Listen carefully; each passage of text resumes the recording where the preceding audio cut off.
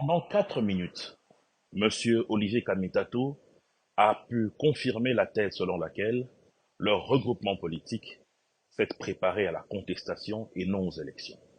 Puisqu'on ne peut pas comprendre qu'un homme qui a été président de l'Assemblée nationale et donc homme de loi puisse méconnaître les ABC de la gestion démocratique post-électorale. Il est aujourd'hui question d'attendre les résultats que la CENI va rendre publics pour ensuite porter les contentieux à la Cour constitutionnelle en ce qui concerne son candidat, président de la République, M. Moïse Katumbi. Mais cette Cour constitutionnelle qu'aujourd'hui M. Olivier Kamitatou décrit comme étant une cour tribale et à la solde du pouvoir, a été applaudie hier, lorsqu'au 30 octobre, cette même cour a rendu un arrêt pour valider la candidature de M. Katumbi. 2 jours après, ce candidat a eu à féliciter cette même cour sur laquelle aujourd'hui on est en train de jeter de l'opprobre. Voilà les symptômes d'une dictature. C'est-à-dire que la politique, les institutions ne peuvent être bonnes que si elles acceptent de marcher selon votre vision. Cela n'est pas possible en ce 21e siècle. Les Congolais ont été, certes, en grand nombre devant les bureaux de vote.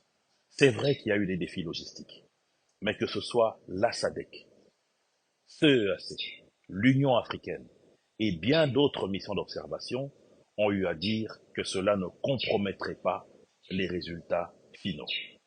D'où vient alors cette divination que M. Kamitatou et sa bande peuvent avoir pour rejeter des résultats qui n'ont pas encore été publiés de manière définitive? Cela veut dire que, conscients du fait qu'ils ont raté plusieurs provinces lors de la campagne, ils sont conscients d'un échec et seraient en train de préparer le lit d'une contestation. Mais contestation à quoi? Cet esprit vampirique qui anime ce groupe d'individus va nous trouver sur leur route. Parce que justement, l'article 64 c'est aussi empêcher ce genre de comportement.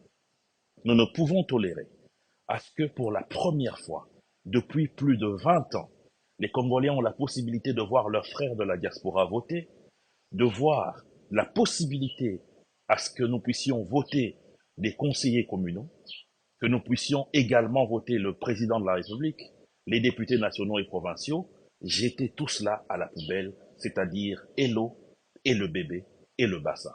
Cela n'est pas acceptable.